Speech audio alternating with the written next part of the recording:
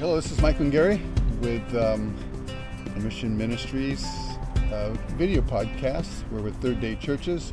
Gary, founder, and the idea guy behind the whole thing. Gary, just in case someone's here for the first time, maybe just give a brief introduction of what Third Day's been for you, and then we'll talk a bit about the kingdom as we discussed. Well, Third Day came out of probably a lifelong search for transferable principles for the church, and pastoring denominational churches, independent churches, and I knew something was up when I moved to San Diego, and we began to experiment, not just talk about it, but experiment. Mm-hmm. Church in different size groups, different meanings, different configurations, different purposes, different outcomes. And we took a church, one single cell church, and we turned it into a bunch of home groups and outreach ministries, and it caught. Yeah. And so that message came out of a time with God, with me, way back in the late 90s, and the Lord spoke to me and said that permission's granted to do church differently in the 21st century. Now, Gary, I was one of those guys that was ready to hear that message. And I think there's a lot of guys out there, especially post-COVID. We've talked about that. Yeah. So what would you say to those guys out there, and what to do in their journey? If they're feeling some frustration, they're feeling maybe boxed in their gifting, they love the people. For me, I love Sundays. There was an excitement about that. I like to preach, lead worship. It was the Monday through Saturday stuff that I wasn't quite sure. I mean, I learned, like we all do. I love people. You learn to counsel. You learn to do these things, but it just seemed like the job didn't fit me right. Okay. And so was that something you felt too? Yeah, and what it was is, what do we do with the rest of the week? Right. Because everything was concentrated on the Sunday morning gathering. Right. And yet we know that at the end of the day, the church is not buildings. It's people. Right. And what they do when they gather, we began to experiment with that.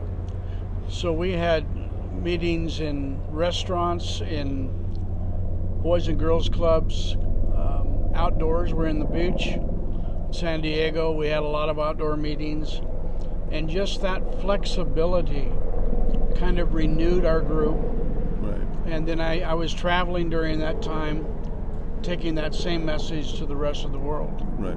And so I would just suggest, if you've been impacted by COVID or the pandemic, as we all have, ask yourself what you learned during that time, and what do you want to retain from that. Right. So experimentation, doing church differently, it's different for everybody. Right. So we played with a lot of things: more worship, more interaction, right, talking in the meeting, which was a new thing, right, sharing Q&A all the time, and it became our lifestyle. Yeah. You're right. It's a process. It's going to be different for everyone, because every one of us is so unique. Every group of people is unique. I would just say this: that one of the passions in our heart is to help people in their process. And I could not have gotten where I've gotten without the help of someone like you and other brothers who've been on this journey. We're not called to walk this alone. So if you have any questions about that, how can I process this journey I'm on? How do I take my church to the next place post-COVID?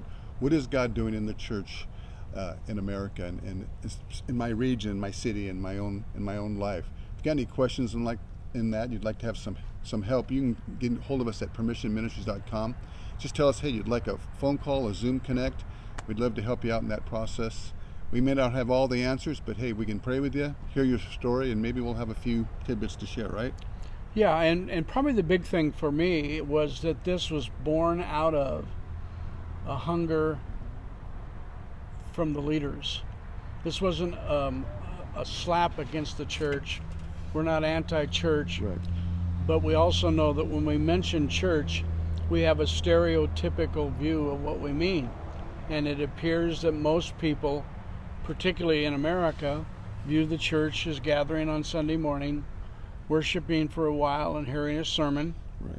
And what if the church is more than that? Yeah. What if it's discipleship in your job? What if it's changing your job to be more effective in the kingdom? And that affects the role of the pastor, the leader, the elders of the church. They're going to equip their people a little bit differently. Instead of just hosting a Sunday service, they're actually preparing their people to go out and to be in their businesses, be in their homes, be in their schools, and have an impact. Yeah, the church gathered is what we've been good at. The church scattered is not really what we've been as good at. Right. Many would say that the church is the best version of the church when we raise up people, encourage them to live the Christian life, not go to the Christian meeting. Right. So we're looking for everyday Christians. Yeah. Awesome. So check us out. Don't be afraid. PermissionMinistries.com. Send us an email. We'd love to help you out.